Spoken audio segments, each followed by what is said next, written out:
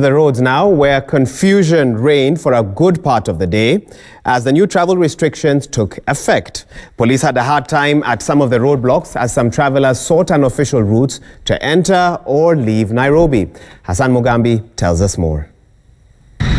At the Athi River barricade, police on the 21-day, 24-hour watch waved down each and every vehicle approaching. For those that had no clearance, a U-turn awaited.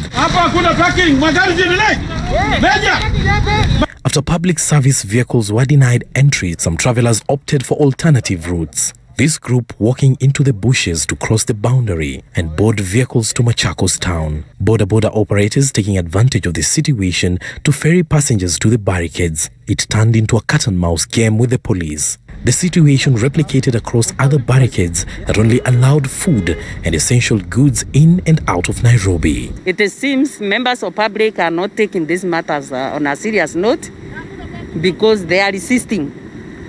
They don't want to accept the reality.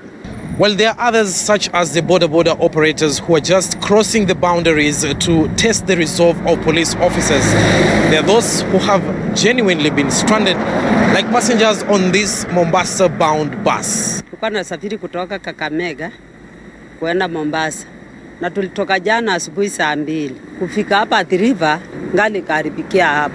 Ikawa sasa nitungoje tuletewe basi nyingine. Sasa badala watuletee mapema tuende, ngali wametuletea asubuhi kitu saa 4 saa 3 hapo. Sasa sisi tumekwama hapa kwa ngari mpaka watuambie tuende wapi. Kama ningekuwa peke yangu hapo, lakini sasa niko na familia. Nitawapeleka wapi mimi peke yangu?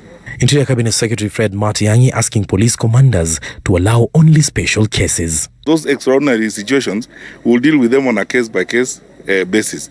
Let's also not be, almost ridiculous. At the Kamulu barricade, thousands of people who depended on Ruai town for their livelihood were stranded. Matiang'i directed police to move the barricade further. We are not unreasonable people. What they're asking is a very reasonable thing.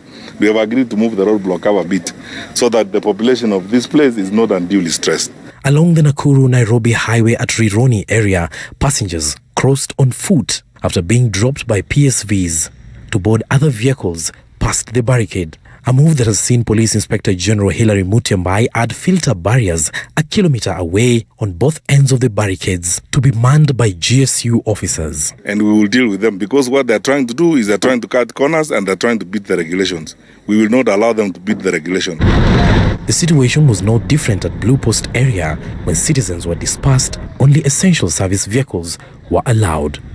The cloud of confusion was replicated in Kajiado, Ngong and Thika as it stood out that many did not take into consideration the seriousness of the restrictions. Hassan Mugambi, Citizen TV.